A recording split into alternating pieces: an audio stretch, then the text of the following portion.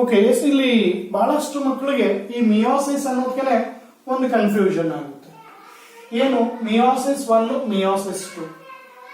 S, ಅದಕ್ಕೆ ನೀವು ಬಹಳ ಸಿಂಪಲ್ ಆಗಿದೆ ಅರ್ಥ ಮಾಡ್ಕೊಳ್ಳಿಕ್ಕೆ, ನೀವು ಈಸಿಯಾಗಿ ನೆನ್ಪಿಟ್ಕೋಬಹುದು. Okay, meiosis occurs in 2 different stages. Meiosis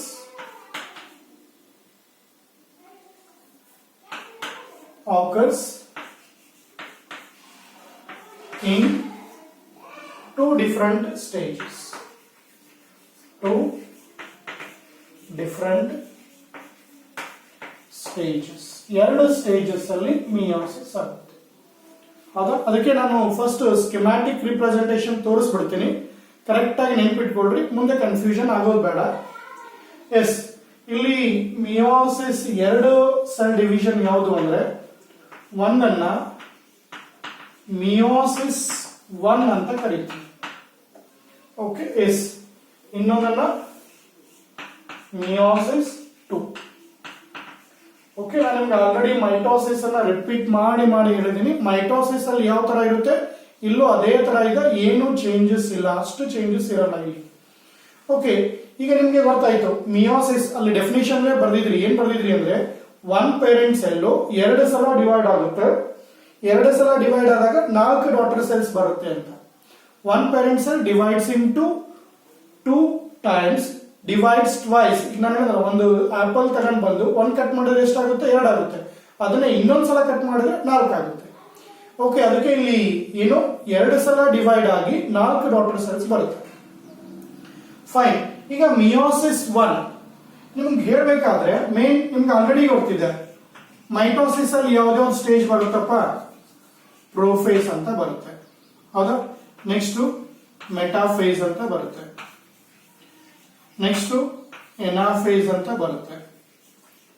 okay, yes, ಇನ್ನ last telophase. Okay, yes, even meiosis 1 ಇರಲಿ, ಮಿಯೋಸಿಸ್ 2 ಇರಲಿ, ಅಲ್ಲೂ ಸೇಮ್ ಅದೇ ತರ ಬರುತ್ತೆ.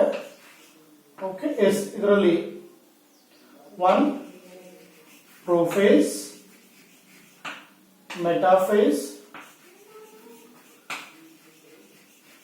ಎನಾಫೇಸ್, and lastly telophase. Okay, prophase, metaphase, anaphase, telophase.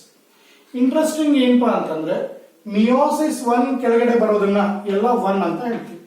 Prophase 1, metaphase 1, ಎನಾಫೇಸ್ 1, telophase 1, ಇಷ್ಟೇ.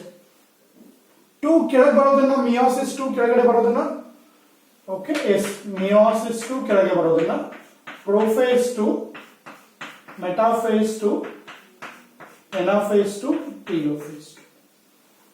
ಓಕೆ, ಎಸ್, ನಿಮ್ಗೆ ಸಿಂಪಲ್ ಆಗಿ ಹೇಳ್ಬೇಕಪ್ಪ ಅಂದ್ರೆ, almost all these are similar to mitosis. Meiosis 2 is a mitosis cell division only. Mitosis ಅಲ್ಲಿ ಏನಾಗಿದೆ ಅದೇ ತರ ಆಗುತ್ತೆ, ಅಲ್ಲಿ ಏನು ಚೇಂಜಸ್ ಇರಲ್ಲ.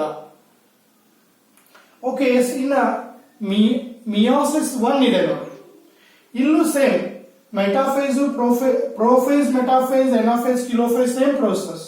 ಬಟ್ ಡಿಫರೆನ್ಸ್ ಏನಂದ್ರೆ, ಎನಾಫೇಸ್ ಅಲ್ಲಿ, ಎನಾಫೇಸ್ ಸ್ವಲ್ಪ ನೆನ್ಪಿಟ್ಕೊಳ್ರಿ, ಅಲ್ಲಿ ಏನಾಗಿತ್ತು, 1 ಕ್ರೋಮೋಸೋಮ್ ಇರೋದು 2 ಡಿವೈಡ್ ಆಗಿತ್ತು. ಬಟ್ ಇಲ್ಲಿ ಹಂಗಾಗಲ್ಲ, ಇಲ್ಲಿ ಏನಾಗುತ್ತೆ, ನಂಬರ್ ಆಫ್ ಕ್ರೋಮೋಸೋಮ್ಸ್ ಡಿವೈಡ್ ಆಗುತ್ತೆ, not each chromosome.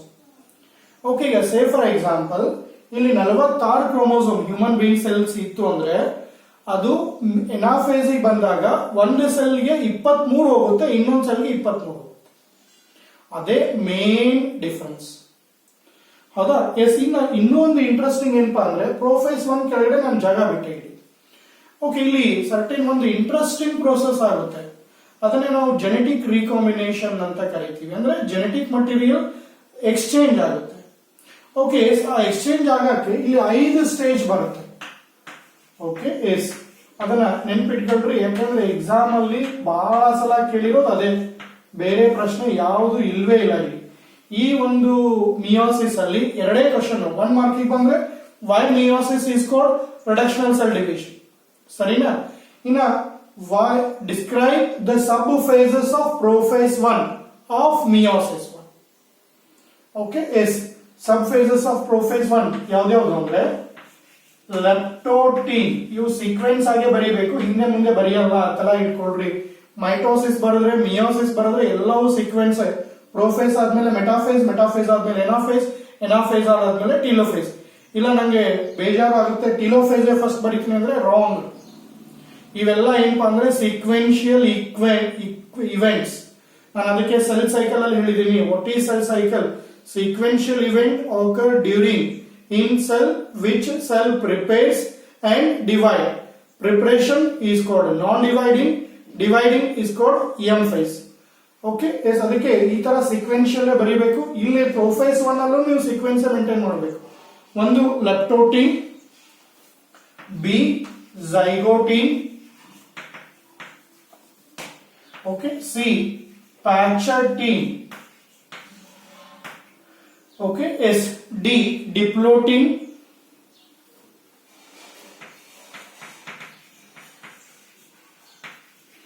E diakinesis ಅಂತ ಕರೀತೀವಿ.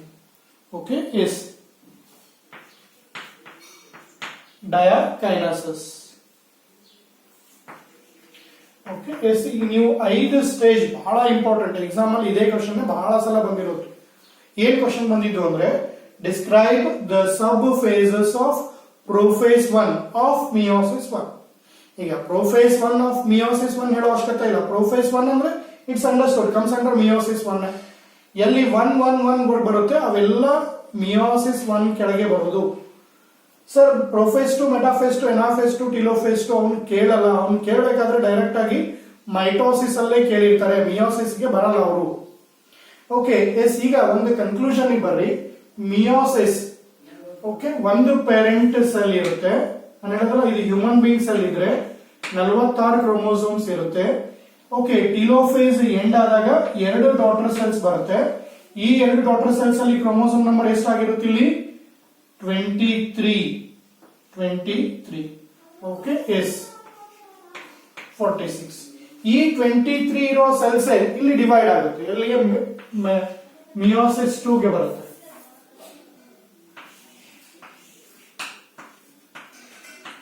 ಹೌದಾ? ಇಲ್ಲಿ ಡಿವೈಡ್ ಆದಾಗ ಟೀಲೋಫೇಸ್ ಎಂಡ್ ಆದಾಗ 4 ಸೆಲ್ಸ್ ಬರುತ್ತೆ.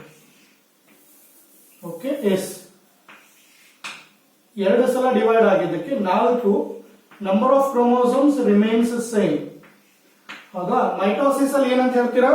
ಪೇರೆಂಟ್ ಸೆಲ್ ಅಲ್ಲಿ ಎಷ್ಟಿರುತ್ತೆ? Daughter cells. ಅದಕ್ಕೆ meiosis 2 is almost similar to mitosis. Meiosis 2 ಬೇರೆ ಅಲ್ಲ, ಮೈಟೋಸಿಸ್ ಬೇರೆ ಅಲ್ಲ. ಹೌದಾ?